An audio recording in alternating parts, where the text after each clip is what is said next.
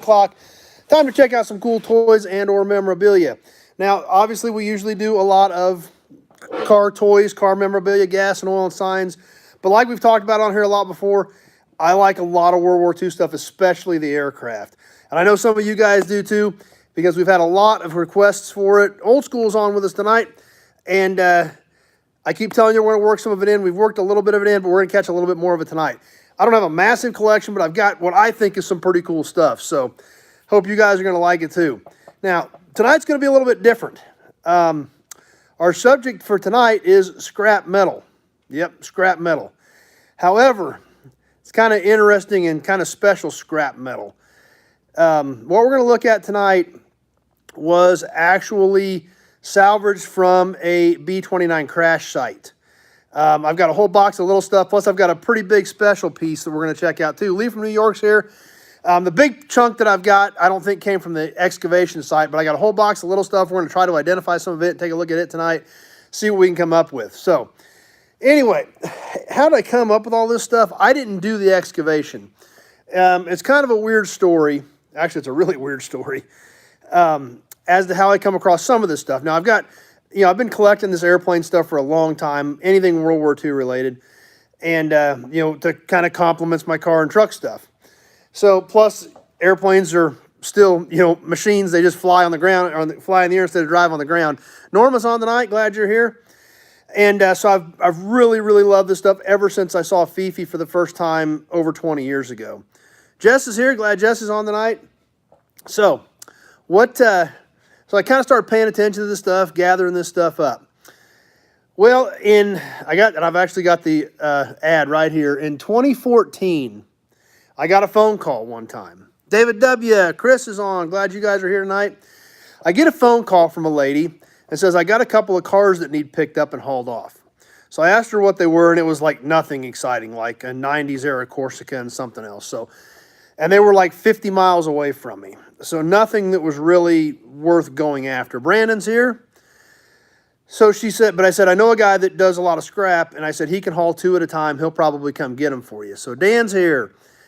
So this lady says, okay, she goes, I'm coming back to Kansas to clean up my brother's estate here in a month or two. Rusty Nails is checking in, and I need to get him picked up that weekend. She said, I've got his house sold. I got to get the cars hauled off. We're having the estate auction. She said, when I leave town and go back to where she was from on Sunday, everything needed to be cleaned up. So about a month or 6 weeks later, I get this phone call. I kind of forgot all about it. I get a phone call on a Thursday, and she says, hey, this is the weekend I'm coming up about those cars. So, okay, that's fine. I said, call me tomorrow on Friday and let me know what your schedule looks like so we could get all this coordinated. So she calls me on Friday, and we get everything kind of set up. And I said, oh, by the way, what are you selling at the auction? And she said, oh, my brother's stuff, furniture, appliances, household stuff. And she said he did like some... he did like history on airplanes and stuff. So it's just whatever he had. She didn't really know. She didn't really know what all was there, what it was going to consist of. So I said, what's the website? I'll check it out. I'll see if I want to come around. Maybe there's something there I might be interested in, okay? So she tells me who's having the sale. So what we did is I thought, well, it's Friday night, and my daughter, loved this stuff too. We've been to Oshkosh. She loved warbirds. So I look it up. And look up the auction site, and I've actually found an ad in the paper. That's right, Rusty Nails, the loader is behind me, so we just popped the video up on the loader. Here was the ad. World War I, World War II aviation items, Lionel train inventory, antiques, collectibles, furniture, household appliances, tools, aviation memorabilia. This is in 2014. One thing we don't see on this ad is a website.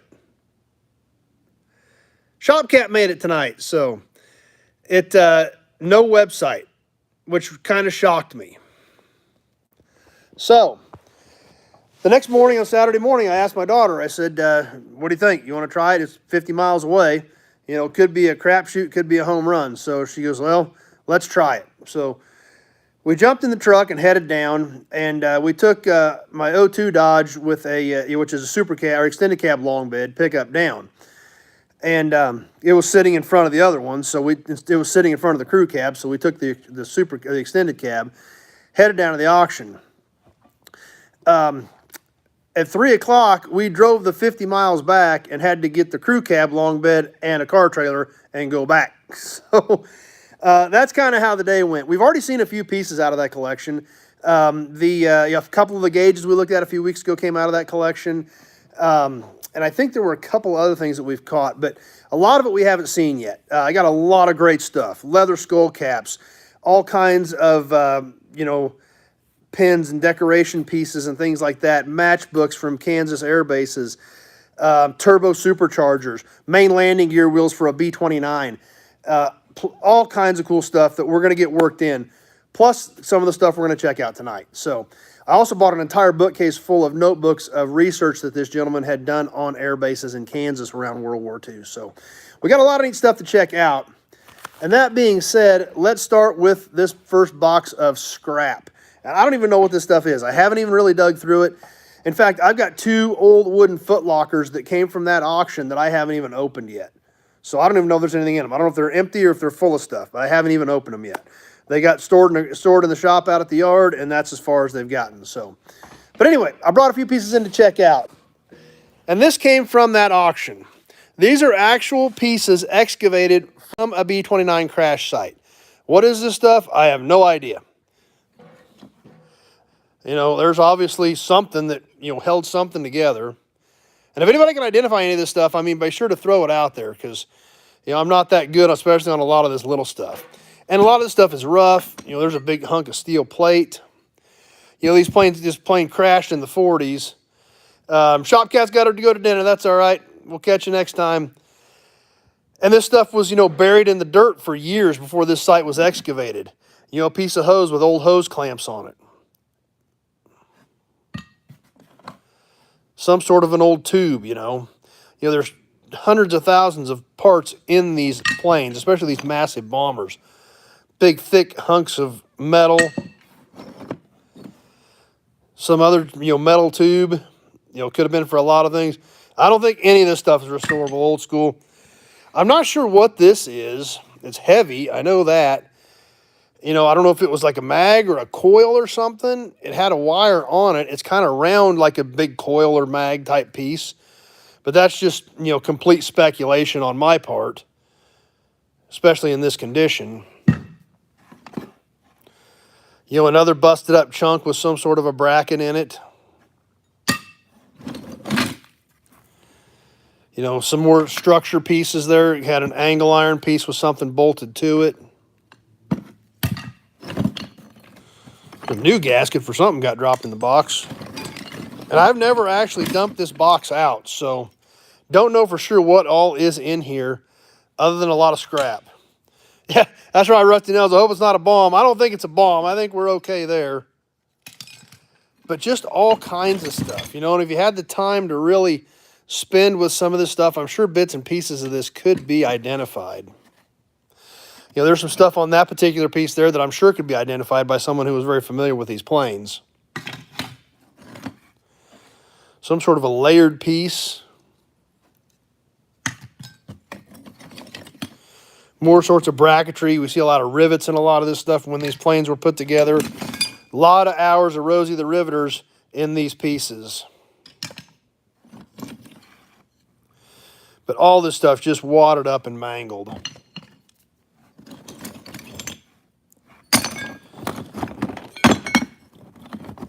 Even, an old rubber hose that's, about as hard as all the metal that we're pulling out of this box. More pieces where we see the holes where the rivets were put in.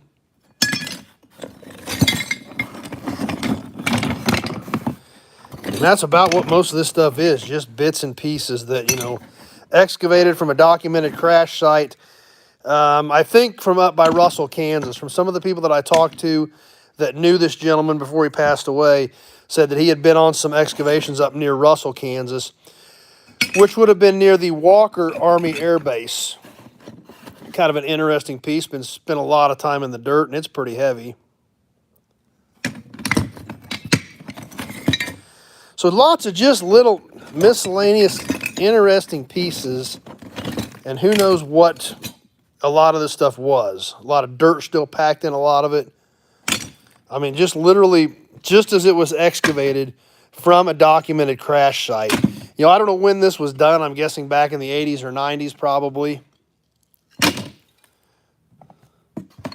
But that's what a lot of these historians have done over the years is investigated these crash sites, looked for these bits and pieces, studied it, learned about it.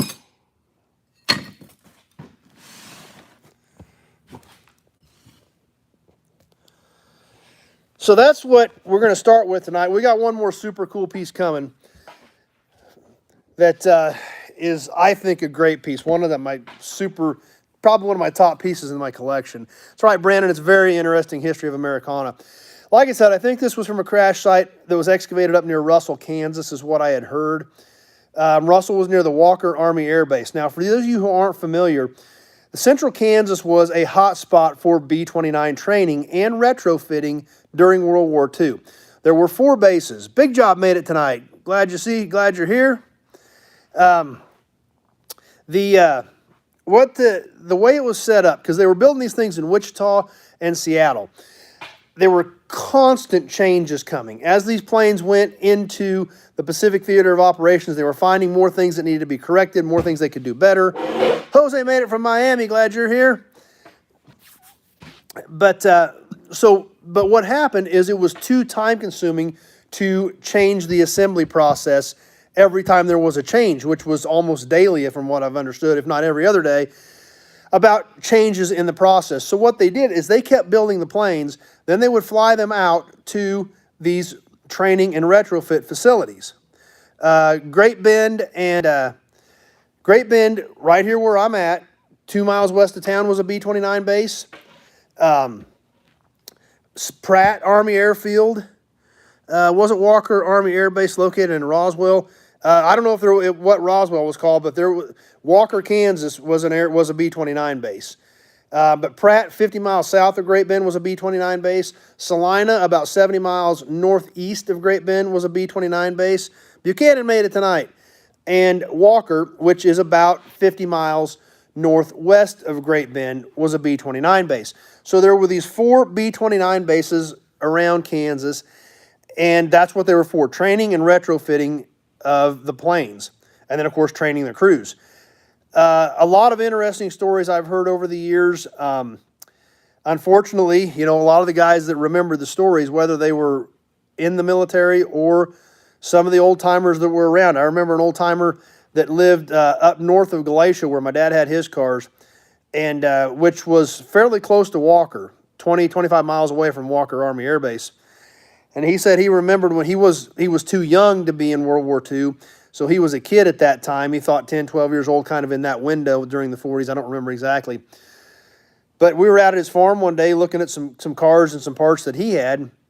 We got talking about Walker and the B-29s, and it was kind of weird because he said, yeah, when I was a kid, we seen them flying every day out here.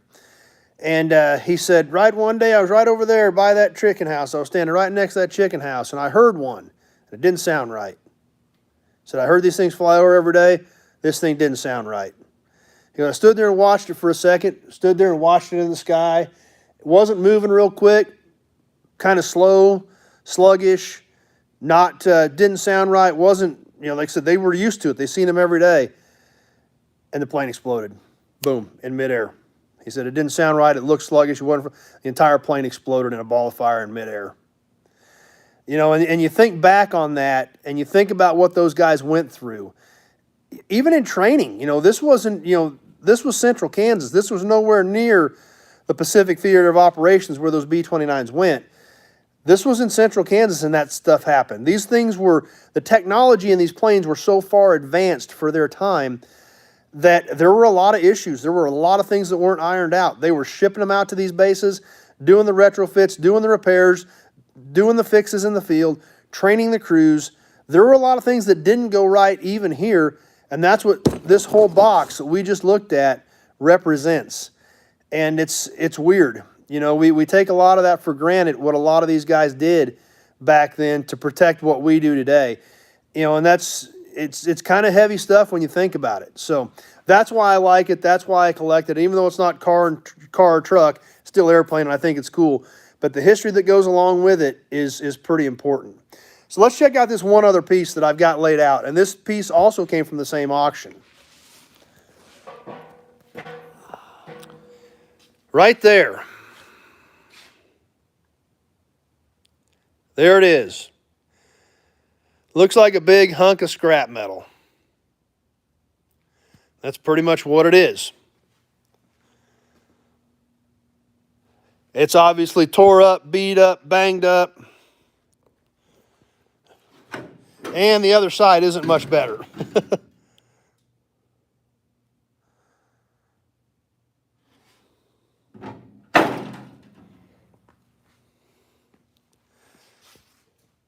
Rusty Nail says he's freezing up a little bit, so hopefully most of you guys are hanging in there and working okay. But there is a big chunk of banged up metal. We see a broken hinge right here. But what's interesting about this is right over here. I hope you guys will be able to make this out. That's right, Roadkill. It looks like freedom. That's exactly right. That's exactly what it looks like. Right there. Model B-29 with a part number on it. Unfortunately, there is a tag or a place for the serial number. This one is unfortunately blank, so that we were not able to trace this piece to a particular plane. Briggs Manufacturing Company, Airplane Parts Division, Detroit, Michigan. Number one's on with us. What this piece was, and I didn't know this until Fifi was here in Great Bend a few years ago. But the local historical society had borrowed a lot of my stuff for their display at the Great Bend Air Fest. Great Bend every 3 years has a massive air show. And a few years ago, they were focusing on warbirds. Wall DC, the B-29 was the most expensive single weapon project for the U.S. Yeah, it was massive. And like we talked about, the technology that was going into these things was crazy for that time period. But since the local historical society had a lot of my collection out there at the Great Bend Air Fest, and if you're anywhere near me, when they got another one coming up, you've got to come check it out. It's an amazing deal. My good friend Christina Hayes helps organize that for the city, and she does an amazing job. We actually had a Warthog here last year, an A-10 Warthog, which is an awesome plane. But a couple years ago, when they had the B-29s here, Fifi and Doc, and they had a lot of my collection out at the Air Fest on display at the Historical Society display, I took this piece out. So what I did is when I had it out there, we took it out there and compared it to Fifi, trying to identify where it went. What this piece is a chunk of a Bombay door off of a B-29. The Bombay doors were huge. They were, I don't know how long they were. So this is just one chunk of it that was, you know, salvaged after a plane obviously went down. Now, I'm not sure about a lot of this stuff. Now, when it was on display at the Air Fest, there were some people who looked at this and said that that gash right there is, they believe to be an actual bullet hole. Comparable to like a 50 caliber bullet hole is what somebody that looked at this piece thought had happened to this particular Bombay door. They thought this gash had actually been made by a live round.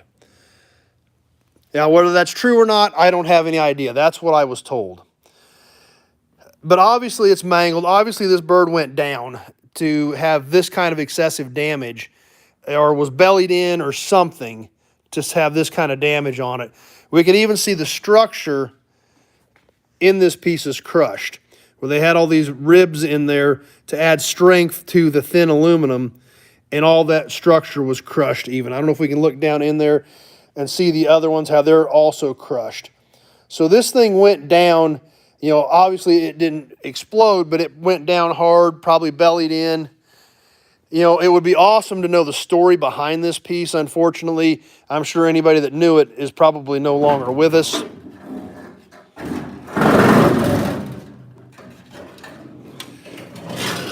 Well, we can lay it down and we can see how hard it went in. You can see where every rib is in this piece because of the way it wadded up the aluminum around it.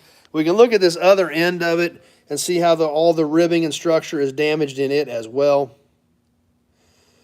No, this is a Bombay door wall, DC. This I went all over Fifi while I had this piece out at the airport to identify it, and it is absolutely a chunk of Bombay door. There was nothing else on that aircraft that I could come even close to, matching this up to, other than a Bombay door. And with the hinge on it, James is here. The hinge matched up to a Bombay door, the size, the width matched up. Now, these Bombay doors, I don't know how long they were, 20, 30, 40 feet. They were long. Obviously, this is one chunk of it. It's probably, 4.5 feet. Yeah, that's right. Number one says that's a transmission tunnel. And you look at a piece like this, and what is it good for? I don't know what it's good for. It's obviously scrap. It's obviously junk. It obviously can't be used. But to me, when I look at that, and I think about the history and what happened during World War II, what happened with the technology, the advancements in technology, the advancements in aircraft, and everything, it's mind-boggling. And that's a lot to think about. And some of that stuff can get kind of heavy when you really think about what did happen back then, what those guys went through, even in training. It's definitely a shelf talker, James. And I've got a lot of that stuff, and I've even got some local stuff here to Great Bend that we haven't seen yet, that we'll get worked into. But I know some of you guys like this stuff as much as I do. It's a little bit of a deviation from our typical car and truck stuff. Number one, it's got to be reused or repurposed. It earned another life on something else. And you know what? Number one, that's a good way to put it. It did earn another life. That plane and the story of those planes and the story of those guys that flew them, just like Big Job just said, represents what people did for our freedom. And it's kind of heavy when you think about it. It's pretty special when you think about it. Trailer Trash Projects made it tonight. And when you think about the whole thing, and you think about all those guys that we're losing, dispatch, yeah, seen the loader running. That's right. But it's a pretty neat deal, and we're losing these guys every day. Alfred's got a set of helicopter blades from a Bell helicopter with bullet holes in them. That's pretty cool stuff. And you think about, Bob Dole just passed away. I don't, if any of you have ever read his book, One Soldier's Story, I highly recommend it. I've read it twice, at least. I may have read it 3 times, but I know I've read it twice. And it's a great book. And there again, when you think about what happened with these guys and what they went through, and it wasn't just the young guys that were out there training. And I'll let you in on a little secret on something that's coming up here at some point. Norden bomb sights. One of the most technologically advanced pieces of World War II. One of the most highly secretive pieces of World War II. Chevy Truck TV's here. And I've got some really great local stuff on the Norden bomb sites, as well as a little-known fact, the Sperry bomb site, which is even weirder because Sperry and Norden were both competing for the contract. And I've got some Sperry stuff, too. Normally, you have some interesting stuff, and it's so neat. Thanks. Well, there again, if you guys weren't here hanging out, there'd be no point in doing it.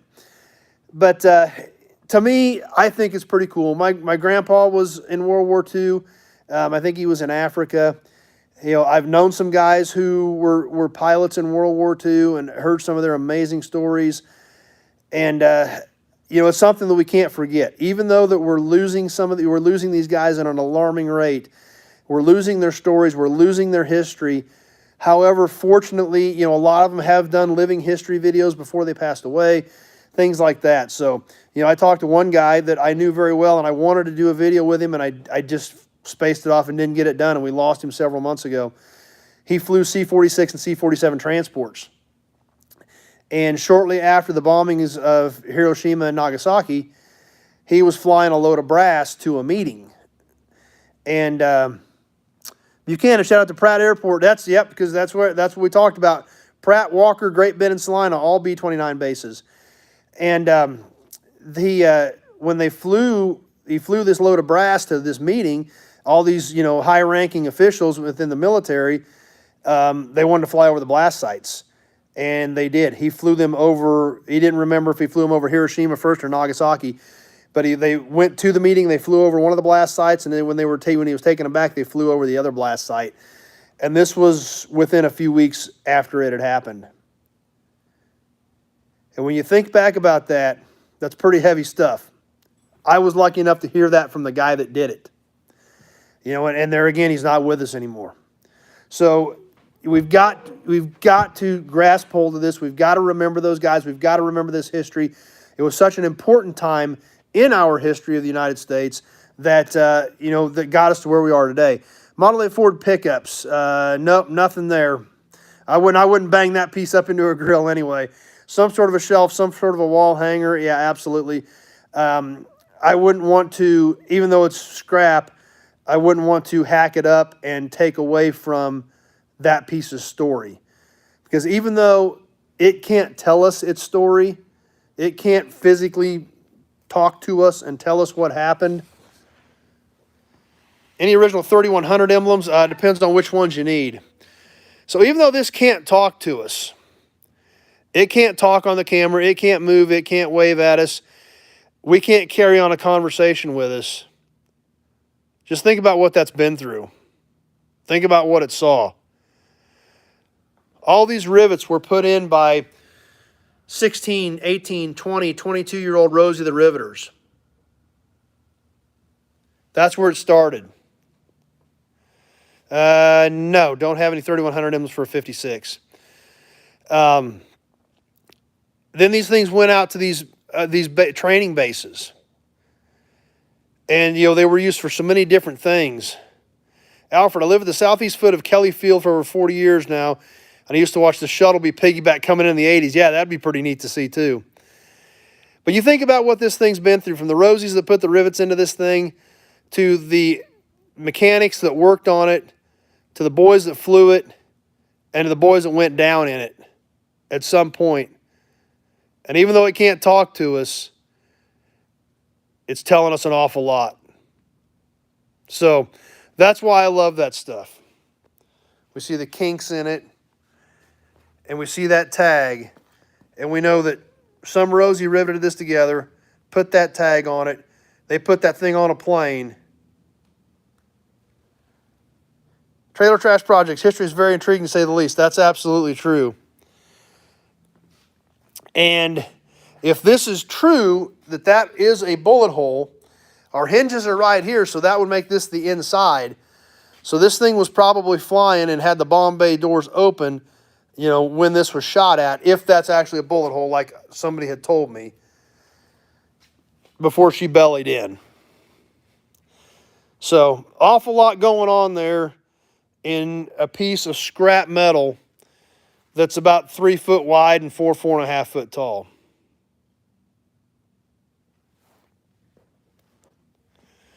So anyway, I hope you guys enjoyed it tonight. Obviously a little off topic from our typical, toys, oil cans, signs, other types of memorabilia in automotive and truck, in the automotive and truck world, as well as gas and oil.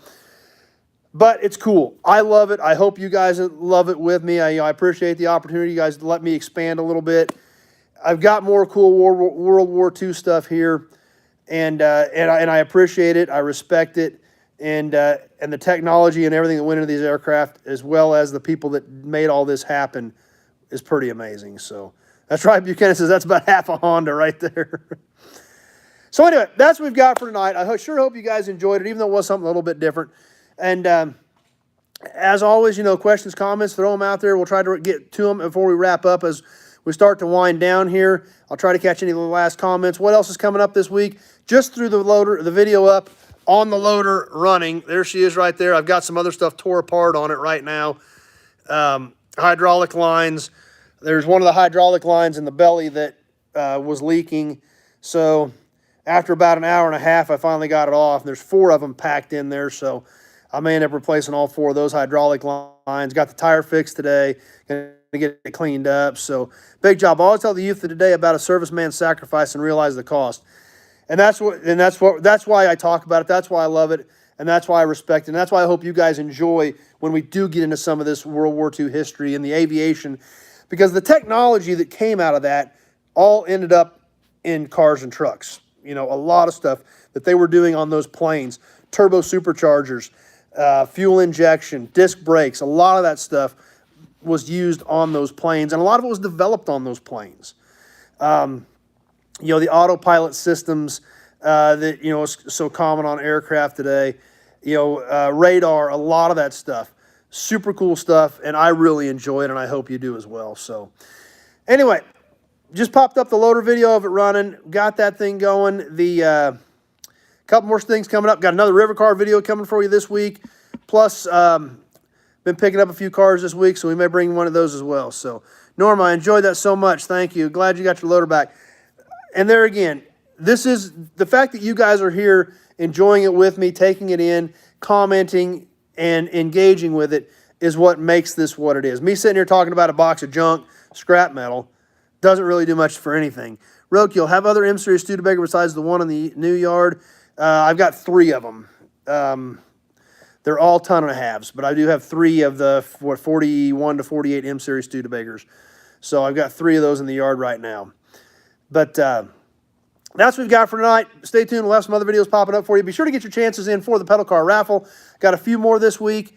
Alfred still got the World War II Clark plane loader, flat 6 Continental. Still runs today, and it's a big forklift. Yeah. And there again, that's something, that's another great point, Alfred, is that stuff was, you know, a lot of that stuff was heavy duty, and a lot of it's still in use today. So, anyway, that's what's happening. Be sure to get your raffle tickets for the pedal car giveaway 2 weeks from last Sunday. So, was the O-ring on the rim leaking? No, it had a nail in the tire. So, one of them had a loose valve stem, was all one of them was, so they just had to tighten it up. The other one they actually had to take off, and it had something stuck in it. So, tires are fixed.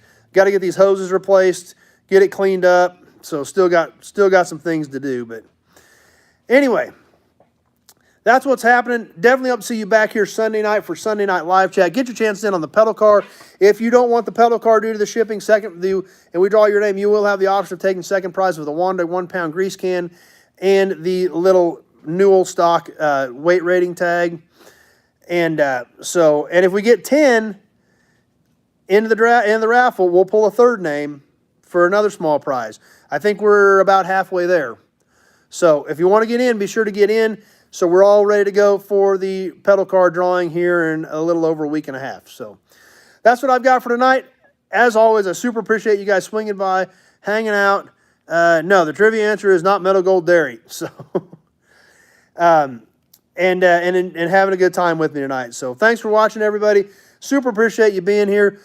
Stay tuned for the other videos coming up this week and the Hudson Badge. The Hudson Badge is in the office. So Alan NC says, cool show. Big Job says goodnight. Glad you were all here. Hope you enjoyed it. Like I said, indulge me a little bit. We get a little bit off course, but I still dig it. Thanks for being here. Thanks for watching. Thanks for your support. Stay tuned for the other new videos coming up this week, and definitely hope to see you all back here next Sunday night, 7 o'clock Central Time for Sunday Night Live Chat. Hope to see you all then.